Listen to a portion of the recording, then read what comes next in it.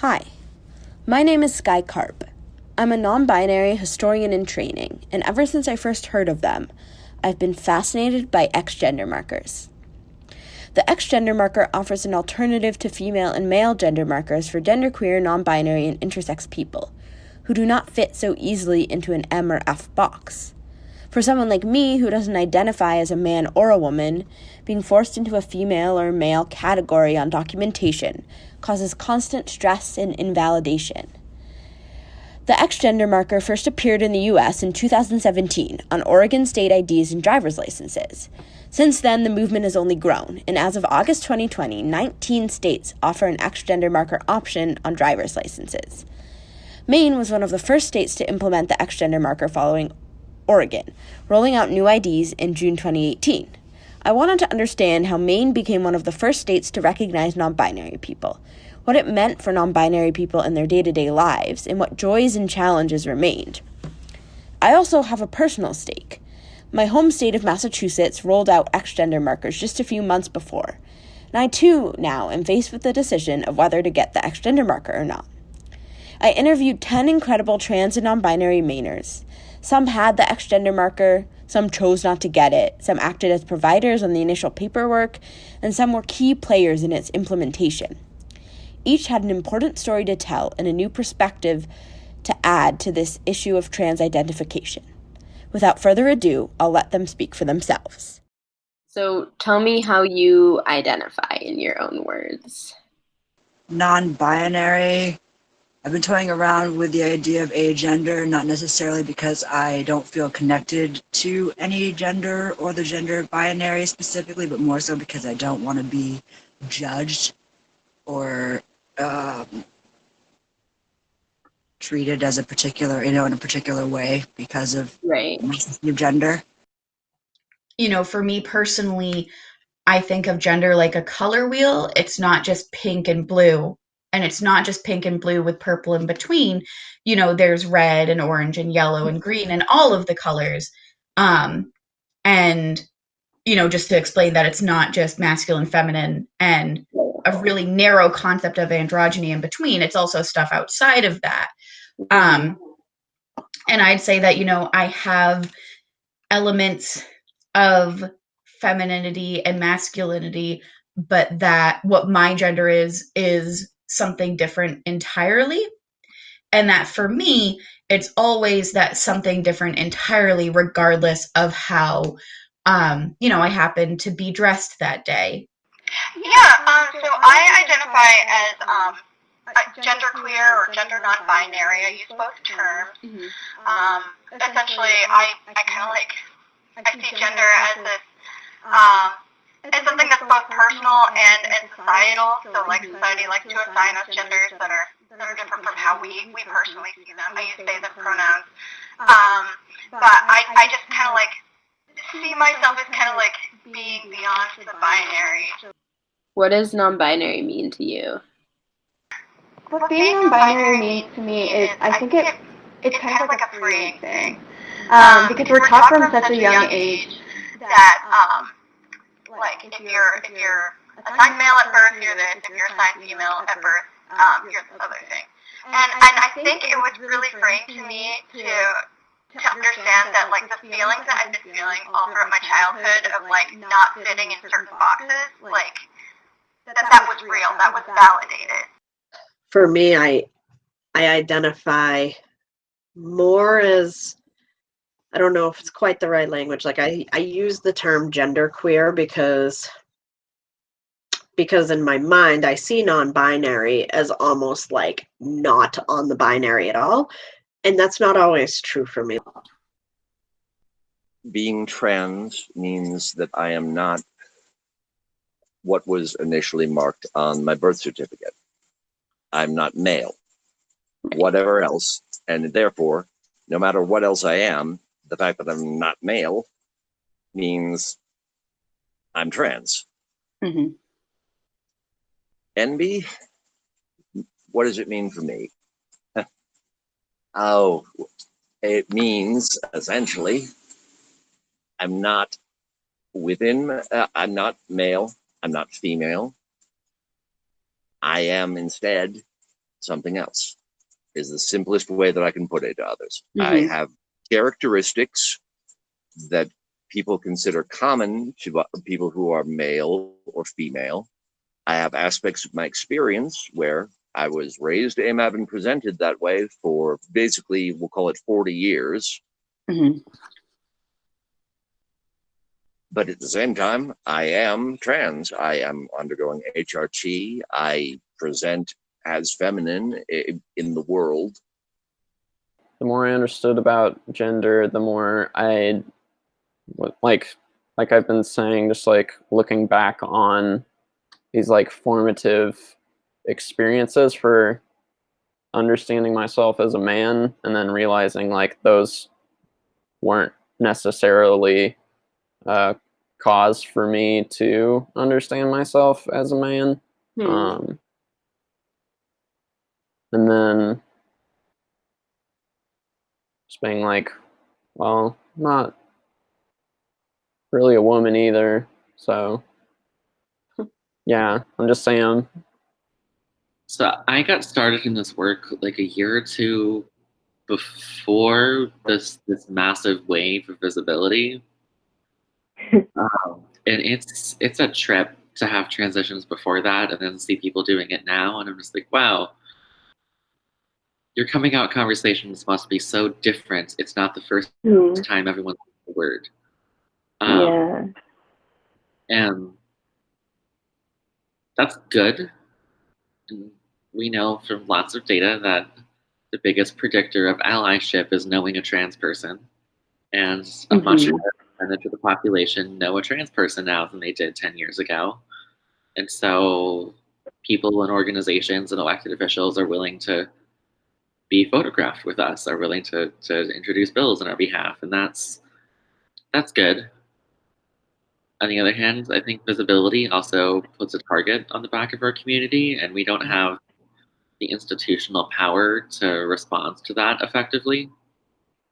I think I just learned that Maine was doing like the X marker on the ID, and I was like, dope, right place, right time. I'm gonna try to get this. And then I was talking to my shrink about that, and she was just like, I'm sorry you live in a world where I need to fucking sign something for you to have this. But here you go. And then I was like putting it off, like going to the DMV and getting this. And then by the time I like went to the DMV, I was in a world where my shrink didn't have to sign that. So like I didn't even, like, I had waited so long, like it was, I think just a few months, maybe more, I forget. But like, I think this is still the case. Like you can just show up. I've seen it really go both ways in both directions, where it's like a lot of people have gotten a lot better about it and a lot of people have gotten a lot worse about it. And I think that's two sides of the same coin around visibility. Because if you're not visible, people can't support you. But if you're not visible, people can't attack you. We always talk about it as a double-edged sword. Visibility means understanding. Visibility means more people have language. And those are all good things. Visibility also means a target. Yeah. And we need to do a better job of talking about who actually ends up holding the target. I would love to live in a world where it is okay for trans people to be open about who we are. But I also don't want to live in a world where trans people don't have the option of privacy. If you're invisible, if you're not out, and if you're someone who is not interpreted as being trans, there are benefits with safety. It's really important to be seen and honored for who you are. And while invisibility can be really safe, like from others, it can also be really harmful. And I feel like that's also why, being out is such a personal choice, because only the individual in that situation knows what might be best for them. like, I really don't like the demand that I've seen from a lot of privileged queer folks, like particularly cis gay men. I've seen a lot who are like, well, you have to be out. Like, you have to come out. There's no other option. Like, you're not a real this if you're not out, or you can't be happy if you're not out to every single person. And that ignores the fact that for some people, like, they need to be invisible to be alive. And it's on an individual level something that needs to be a choice. And for those of us who choose to be visible, it's our duty to make it so that it's safe for everyone to be visible. How have you seen the trans community itself change? I think we've become a lot louder. So like back in 2015, you know, Maine was really just kind of like, if you were trans, you dealt very quietly with your place of work and your place of worship, and you went to support group meetings, and like that is where your community was. And then people maybe that you found outside of that, and then in and around the sort of larger LGBTQ community in bars and stuff. And now it's like there's still like that still exists, and the smaller things still exist, but now it's like, and now there's a political cause because we can actually do things. You know, it isn't like community harm reduction at all levels anymore. It's like, okay, cool. How do I uninstall the bullshit? You know? So I think there's a certain sense of realizing that there's power. And that I will definitely say that was not apparent before DOMA was repealed in Obergefell in 2016. Transnet MTN.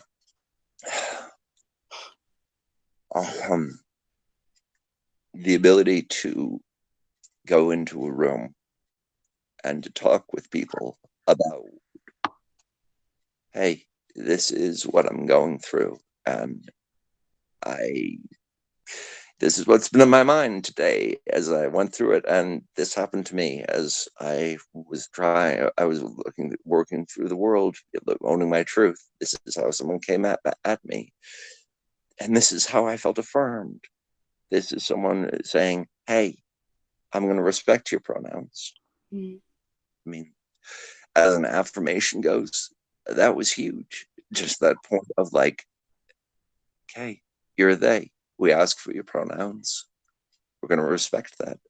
We're going to talk with you on that basis and say, you're trans. It doesn't matter what qualification, you know, what gatekeeping aspect of it. If you say to us, you're trans, that means you get in the door and we talk to you on that basis of being, you're trans. That openness, that inclusivity, that meant everything. I'd heard of Maine Transnet, but I didn't really know much about them. And, you know, I knew that I was non-binary, but I also knew that there were a lot of like binary trans folks who didn't consider non-binary folks part of the community. So I was really nervous about, you know, trans advocacy orgs and if they would like or accept me or not. And I remember going up to the Maine Transnet table and talking with Quinn, and this is the first time we ever met, and I think she remembers it too. I think we've talked about it before. And I remember like looking at the materials and like taking some like brochures and stuff and just like very shyly asking, like, you know, being like, I'm non-binary, like, is that okay? And Quinn just being like, oh my gosh, of course. And just like yes, obviously you're part of our community. Obviously we care about you. Can you talk a little bit more about what the environment is like around queerness and transness in rural Maine? I think it's better than what I would have thought it was coming from Massachusetts. You know, I really didn't expect to find a lot of acceptance. Right. And there is a lot of it. I mean, there's still a lot of ignorance, but I'm seeing less and less hatred. Yeah. And I think it's like once you reach people, once you educate them, you know, they kind of people come around, which is amazing to see. I think it can be harder to find your community the further out you are. Like, I was in Milford, which isn't that far out from, like, Bangor or anything. Still considered rural. But, like, if I were stuck in Milford and I didn't have a Bangor to go to, like, I don't know that I would be who I am today. And I think, I mean, you know, people joke about how Maine, especially like this part of Maine and further north, is like 50 years behind everyone. I think that's a factor to it. I mean, I feel like a lot of the general population, you know, we do have a lot of folks who are very trans supportive, and we have, unfortunately, a good chunk of folks who really hate trans people. But I feel like there's also a lot of people in the middle who don't know what a trans person is at all. Like, let alone what, you know, it means to be non-binary. I mean, that's something I've seen in my own family, you know, people who are like people who I consider to be intelligent and I thought, you know, stayed up to date on stuff and just don't really have a grasp on any of it. So I don't really know what kind of narrative is really prevalent, because I think there's still a lot of invisibility and silencing. I see a lot of non-binary people in rural Maine who experience a lot of systemic problems, but who would not be marked as visibly trans within the spaces that they spend most of their time in. Right. Which comes with the negative side effect that they are constantly having to come out all the time, and that sucks. But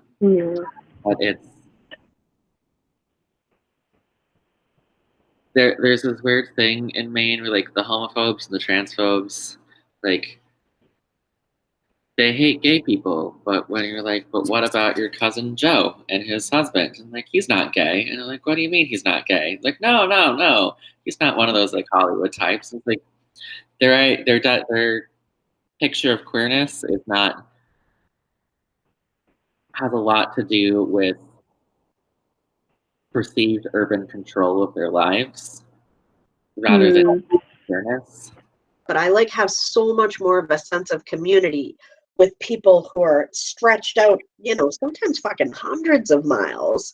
Whereas I had like no community in Boston and everybody was packed in like sardines, but nobody knew each other's names. However, in Maine, I can be like, do you know so-and-so? And they'll be like, oh yeah, up there 2 hours away. Yes, I know them. So that is a joy. What were some of the barriers for non-binary folks before there was an X option? Well, you either had to be okay with being a misinterpreted version of what you were born with, or transitioning to something that you didn't actually feel comfortable with, which is hard because it's really, really easy to go, oh, but I'm not a guy either, you know, and that's a very easy way to talk yourself out of doing any transition. Because then you're like, well, what if I just am really bad at being a girl, right? When there's only two options, you're not quite comfortable in either. Yeah. And then in terms of legal barriers, like, it didn't exist. But I've had a lot of people who have been adamant that they will not use my pronoun. And that tells me that these people are not people that I can trust or that I want to let into my life. Thankfully, I've never faced anything like violence. I have received threats from people that say that they want to do actions, unfortunately, like sexual assault. But thankfully, I've always had enough support in my life that people, I had people walking with me to class, making sure that I always had somebody with me to stay safe, and unfortunate reality. What does it mean to be out if no one listens to you when you say what you are? In fact, I think the first case that I felt that I didn't belong was from somebody who was within the community, because they said, what do you mean you're non-binary? Like, pick a side, like, pick one or the other. Like, you can't just be in the middle. Like, society's never going to see you as that. Obviously, gender is a social construct, which doesn't mean it's not real and isn't important to people, but it's something that is socially constructed. And sex is also socially constructed. And, you know, it's not this concrete two checkbox thing that people act like it is.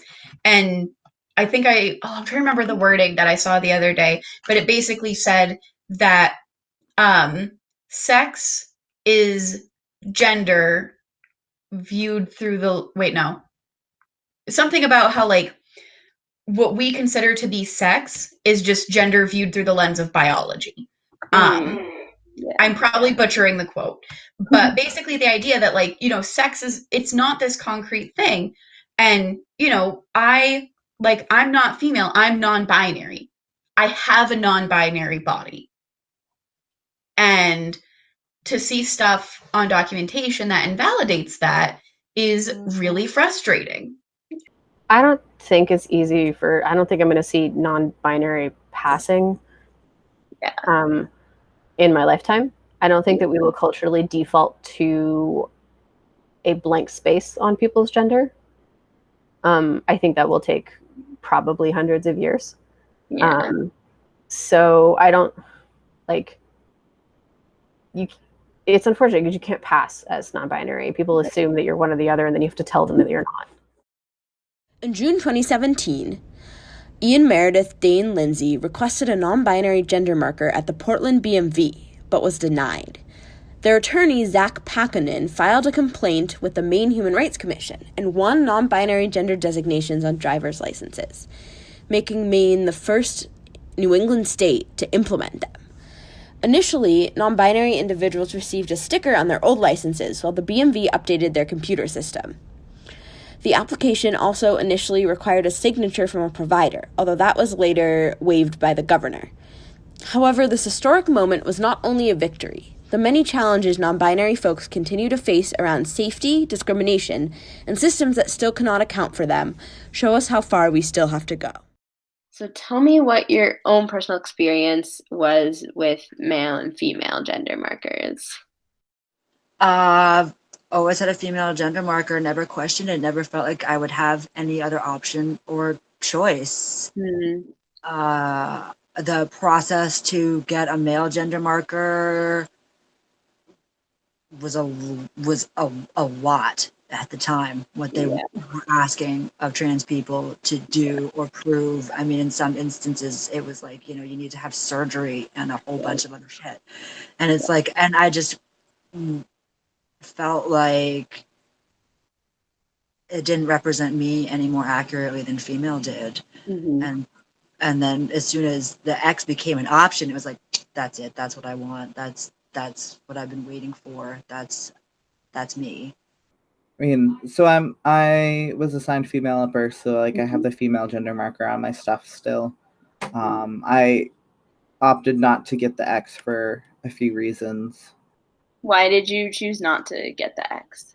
Partially was at the time I was working a federal job who had to have my driver's license on record. And how much they paid attention to the driver's license, I didn't know. But like, I didn't want to out myself through them making a photocopy of my driver's license.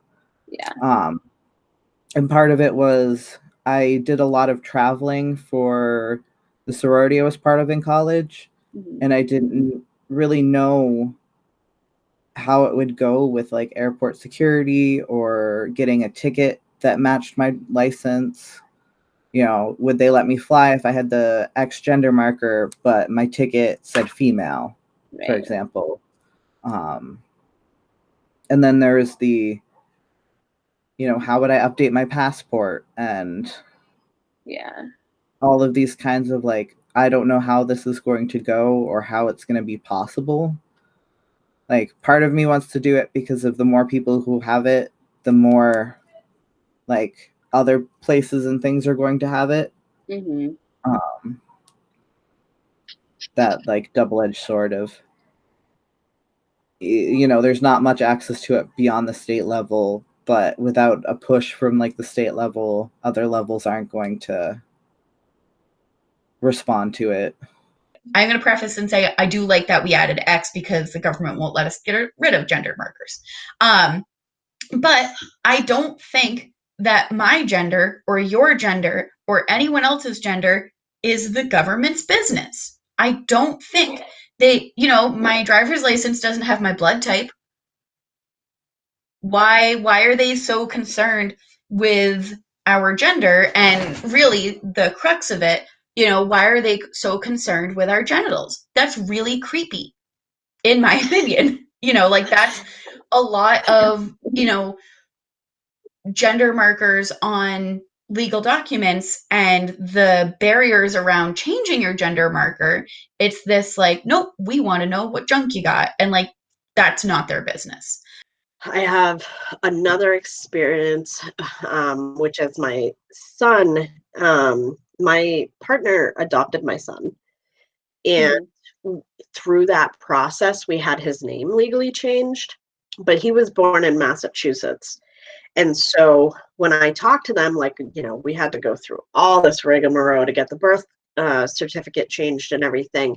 But in order for him to change his gender marker on the birth certificate, he has to have surgery of some kind, which is so I don't know if that changed since, but it's been like less than a year since they told me that. And it's like, that is the most classist, ableist bullshit I ever heard in my life. Like, first of all, not everybody wants general anesthesia, not everybody feels the need. Not everybody's got dysphoria and wants to have an alteration made to their body. Not everybody's got fucking health insurance. Like, there are so many reasons that is fucked up. And it enrages me. Right now in Pennsylvania, I do not have a gender marker. Like an X gender marker, they don't have that law. But I do still have my old Maine license with the little sticker on the back that says that my gender marker is X for non-binary. So I have to say, having to change my license was a very sad day. I was super glad that I was able to keep this. I took it out for me too. It's kind of like this nice reminder that moment was real. And once I got that, and then gender marker X became available, I was really tempted to change over my state ID to X because, like, having the option was like, oh, here's my passport card, it's an F. Black woman, and then like, here's my state ID, it's an X. I am a non-binary person. I would like that would be validating, but I'm a little worried that I don't know what happens when we win federal non-binary recognition, if that would mean that I'd have to change over all of that stuff again. So, right. Really, I kind of hate that we have gender markers on IDs. Like, yeah, I would love to see gender, like sexual orientation, become something that we celebrate the beauty of, but don't base our legal system off of. Yeah. So I hate them, but on the other hand, it's also really, really helpful for creating safety for a lot of folks. The couple of times I've been like questioned in a bathroom, the ability to like pull out my ID and be like, look what I have, has been really helpful.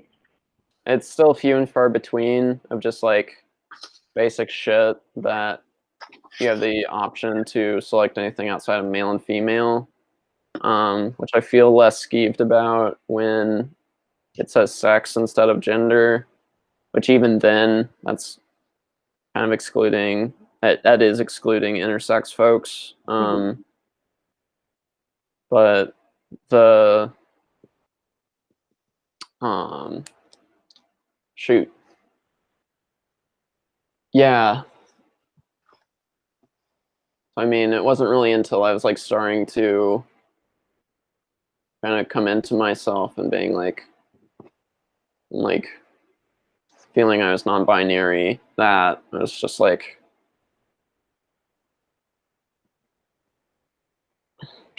going back to how I was talking about passing and not really like bringing this stuff up with people unless it comes up organically. Like, in a sense, like, I fucking love like the opportunity to like, even if I won't be like, even if my identity is going to be assumed other than what it is, like, I can at least still just like have my government shit. They are one of those little inescapable horrors of my life as an NB.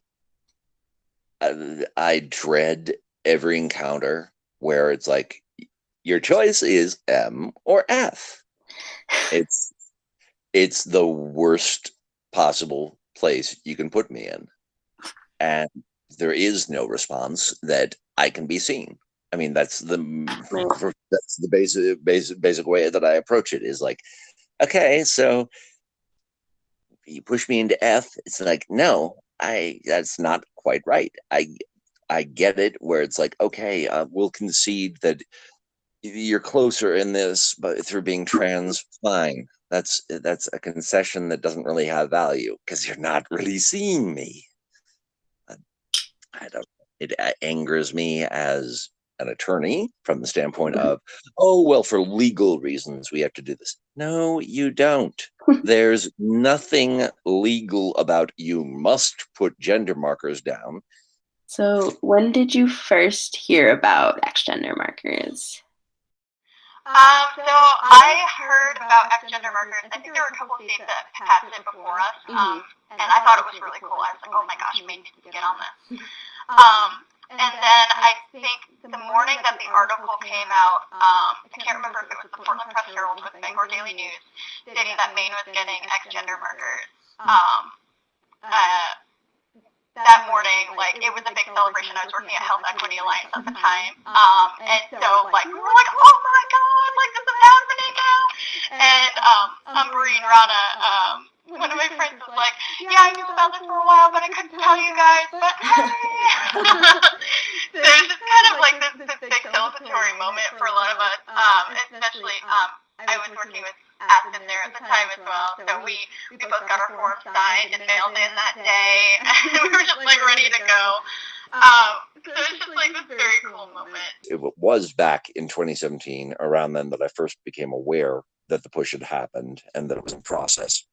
Right. It was spring that I finally was like, okay, it's almost at the point now where I can move forward and be like, hey, I want a marker.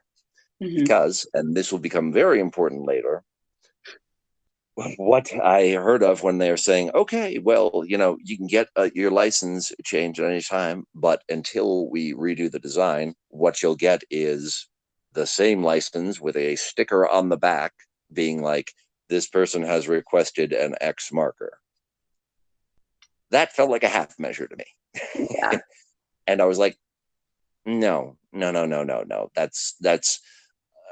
That is just not enough. That's being like, well, if we give you the whole thing, that would be going too far.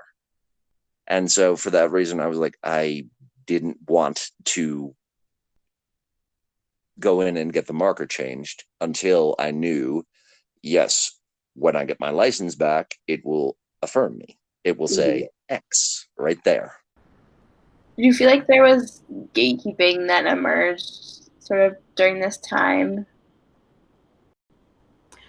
I mean, it cost $65 to change your license, and then there was, you needed a piece of paper. I don't think you do now. I think you can just say that you're non-binary. But when it first started, I had to get a therapist who would write down and say, yeah, I've seen this person, and in a medical capacity, they are non-binary. Which, like, I already had a therapist who was like super excited to write that letter, you know, and then a lot of social workers and therapists were like, yeah, I'll just come over, I'll sign it. You know, we can like meet for 5 minutes and be like, what's your gender? Well, not really either. Okay, sign the paper. So like that was definitely a barrier.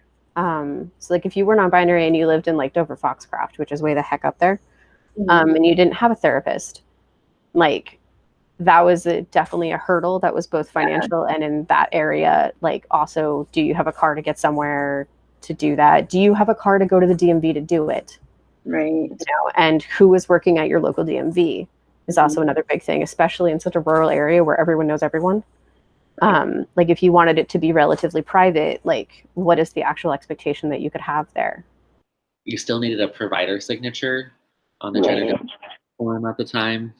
And so we spent a fair bit of time getting people that signature, because we have a couple of therapists in the network, and they were just like, yep, I will sit in this office on these hours, make a social media event.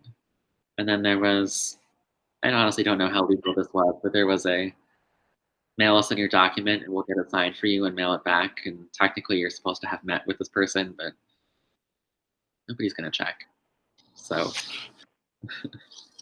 Yeah, honestly, like that is one of the favorite things with my job, is getting to like help our clients in accessing things that are gender affirming. And for a lot of people, changing documents is huge. I know it's huge for me. How are you able to like get rid of the provider requirement? Another great example of no advocacy organization having anything to do with that. A mom of a non-binary kid wrote a letter to Governor Mills' public inbox saying, hey, I think this is stupid. And Governor Mills sent us an email like a month later being like, I have ordered the BMV to remove this requirement via executive order. And then they did. Why did it feel important to have an X gender marker? It just felt super validating, and it felt like I had a completely independent group of people not connected to me who still would recognize and support that aspect of who I am, and enough to be willing to put it on paper, to be willing to officially document it. Right. And, you know, that was so validating and powerful. You know, for me, it was really important to have it, because it existed as an option. It was really important for me to have that as a way to like honor myself and who I am. And again, you know, like that is for me personally. I know people who are non-binary who haven't updated their gender marker, and like they are just as non-binary as I am. Yeah. You know, you don't have to do that unless you have to do it for yourself. And for me, I needed to do it for myself. I think also that is something that's really beneficial to me, because I'm not very seen and honored for who I am by most of my family. I did have dreams of moving out of state just to see like what other places were like. Not necessarily Pennsylvania at that time. But I wanted to get the X gender marker while I could, because I didn't know where I was going to be and if the X gender marker was going to be available. So now it's just kind of like something that I have like in my important documents that I keep, and it's like this nice reminder that like, yeah, I lived in a state where my identity was validated on paper and in like this laminated plastic material. I burst into tears. I happened to be alone when it came in, which was awesome, because I got to have that moment all by myself and kind of really just like, it was like this, it was like I was sighing out decades, you know? And I have it hanging on my refrigerator. And I just cried, and then I like took pictures of it, and I was like sending it to my friends and family, and I posted it online, of course, because I'm an online poster. And then I was just so excited too to be able to go to drop in that week and be like, look, it's in, I got it. And it really,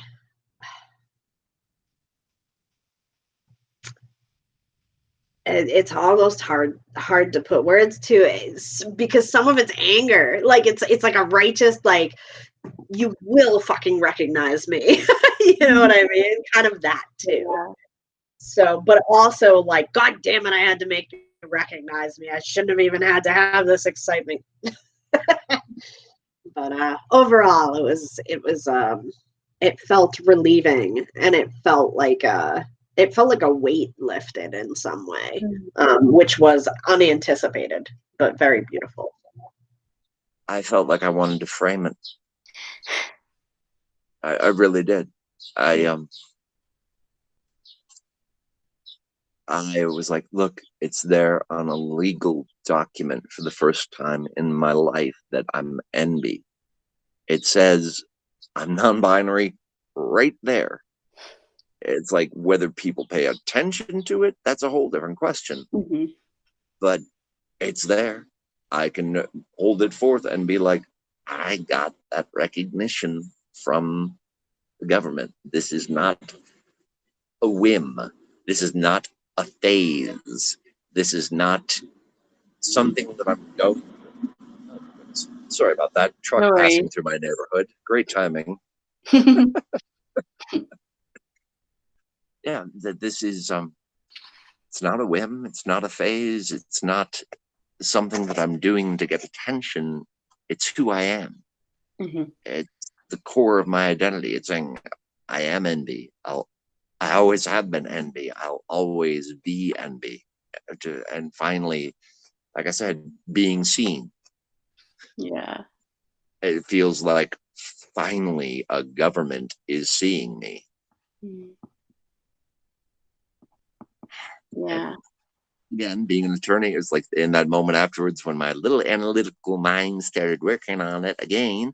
It's that whole thing of like, oh wow, in situations in the future, like with Hulu, what have you, I can draw upon it and be like, look, it's right here on my ID. I'm non-binary. You're not giving me a category.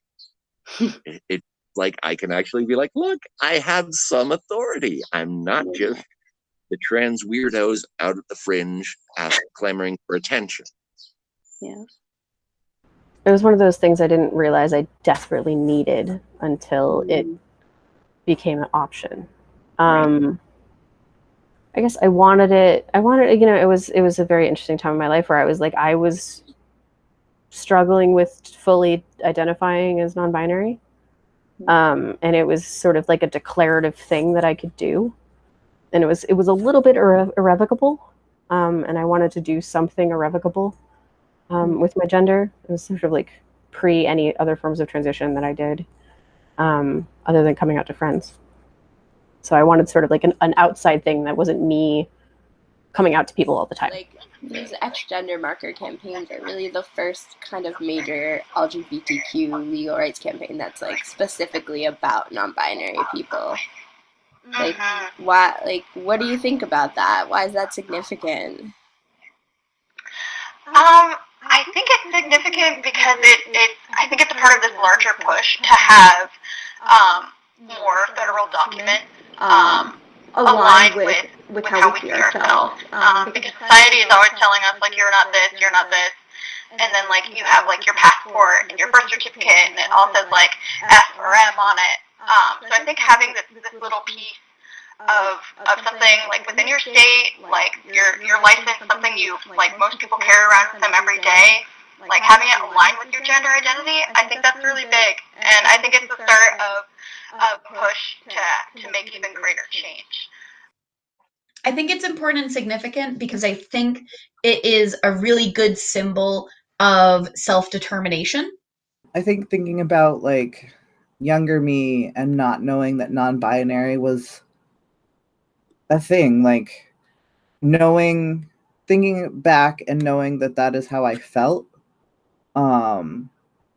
is much different than being like from a young age knowing that I don't have to be what I'm expected to be. Yeah. Like I was given that message in many ways as a kid, but not with gender.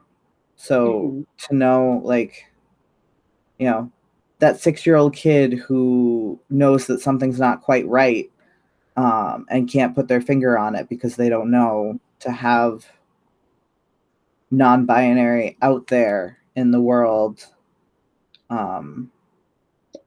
gives the ability for them to find out about it sooner and be able to live as themselves more comfortably sooner.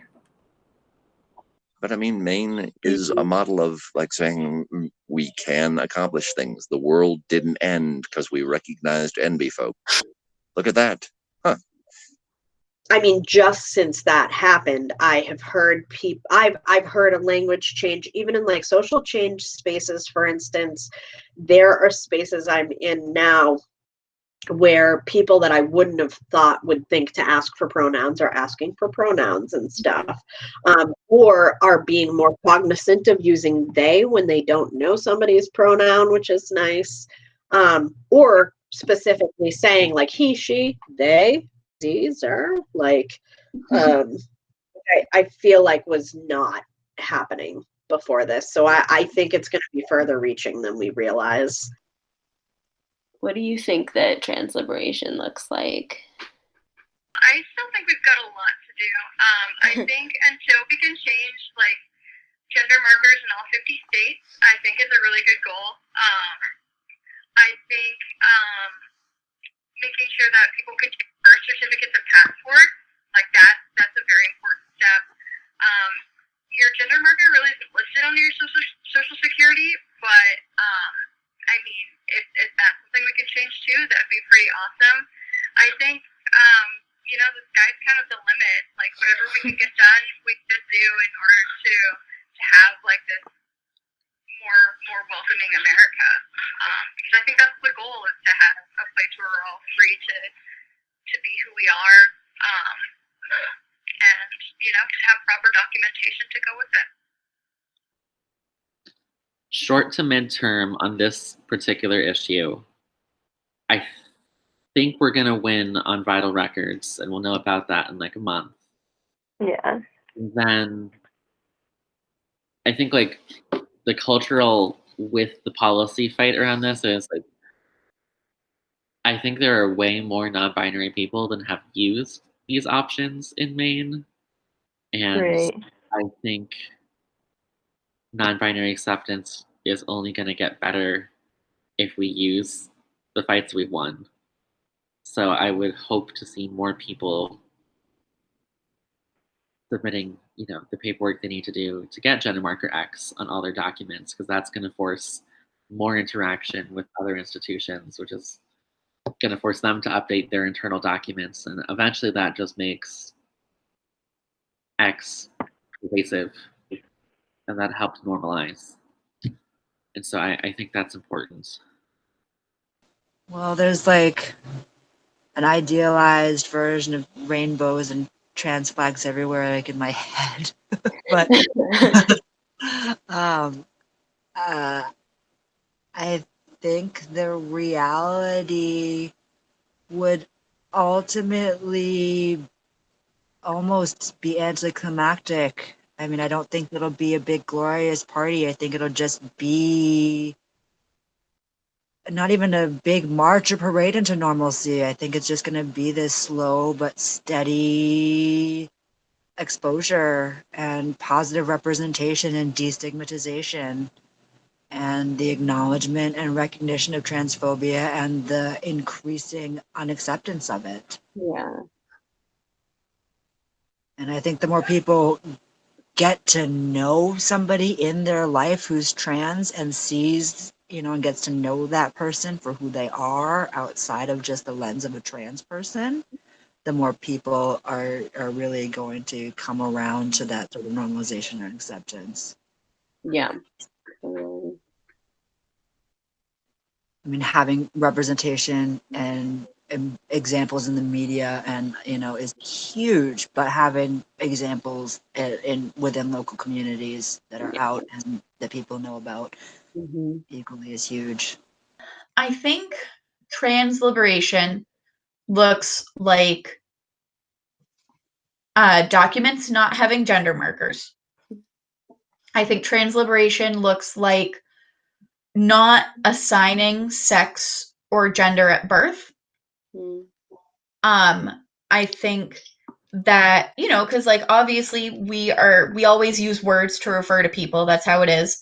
So like it means that we listen to people regardless of their age when it comes to respecting who they know themselves to be and what language reflects that respect.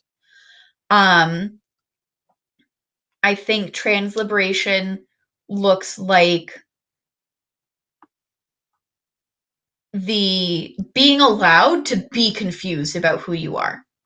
I think there's a lot of pressure on trans people, binary and non-binary alike, that when you come out, if you come out, you have to know exactly who you are and how you identify, and that's not allowed to shift or change at all. I think trans liberation means breaking away from that. It means you are allowed to truly explore who you are as a person, and you're allowed to change your mind about who you are as a person. I think trans liberation looks like, you know, trans people being safe and trans people not being discriminated against or murdered or whatever. I think trans liberation looks like breaking away from a very narrow white supremacist concept of what gender means. I think trans liberation looks like liberation in so many ways. Kind of on a similar note, like, what do you think about the critique that the X gender marker is normative and that like it's just creating another category or sort of what have you? I was just challenged to point out what are the negatives of that, you know? I mean, really what's so negative about that?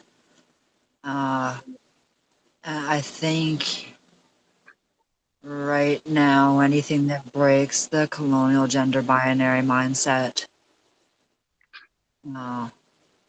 is a good thing. I can see those as being valid, but it's a personal decision, I think. Like, yeah. Whether it's normative, I guess, like, I don't really see normative as being necessarily bad. Like,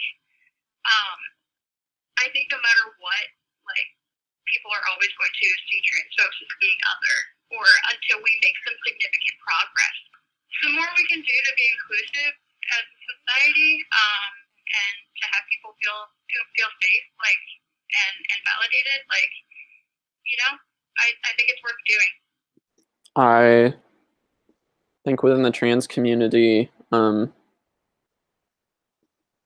would be a lot of people who would be pleased or displeased with a total erasure of gender markers on identification. Yeah.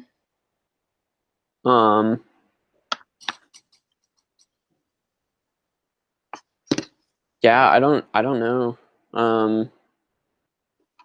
Because it's like, in my perfect world, there wouldn't be one, but I also feel like there's folks in the trans community where it's like an incredibly like powerful thing for them to put their gender out there, and that's more of a solid like part of their identity that they're proud of. Right. So I also wouldn't want to take that from someone, I guess. I wholly understand the critique. And it's one of those, like, you have to work in and outside of the system to really get change. Right. And as change happens outside of the system, there needs to be some way to catch the system up in some manner. Right. That's never actually going to be caught up. Right. and I see the X gender marker as a way of it trying to catch up. It's still behind, but it's institutional change is a long and grueling process. So any forward movement is forward movement. Yeah. And that's, as somebody who works in the system, I'm not a big fan of the system because I see a lot of how it functions and a lot of who gets left behind. But currently in our society, we can't not work within those systems. Like, they exist, so we have to find some way to do something with them. Yeah, that makes sense. Like, until we have equal access to food to meet people's needs, we're still going to need SNAP benefits. Right. And housing vouchers until, people are housed who want to be housed. Because I feel like non-binary is like, it's just such a catch-all term that it sort of inevitably prompts the, okay, but like, then what are you really asking for when you want this piece of information? But at the same time, I felt very legitimized by it. And like, probably won't change back, and am very like proud about it. But I guess it's sort of the same thing where it's like, well, why do you have to call yourself a lesbian? We're all queer, right? Like, why do you need to invent more boxes? Like, oh, why are you like demisexual? Like, who cares? Like, why are you inventing more boxes? And, but sometimes like when you find the right box, it's really great. I think it's important that we have this stuff now. I think it's important that it's easy to get now, because this is the best thing that we can do for people in the world we live in. And we need to continue imagining and building the world we want to live in, where this stuff isn't necessary. And hope to all things holy that we get to live to see that world. During the making of this documentary, Maine ruled on non-binary gender markers on vital records, making it possible for non-binary and intersex individuals to have a birth certificate that matches their identity. In July 2020, Pennsylvania also rolled out X-gender markers on driver's licenses, despite interviewee Nick Sparlin's belief that it would take a long time for their new state of residence to implement them. Recognition of non-binary people in our country is only growing. Our non-binary Mainers make one thing clear. There is a wave of non-binary folks being visible and proud of who they are, and no matter what the government does or says, they are not going anywhere.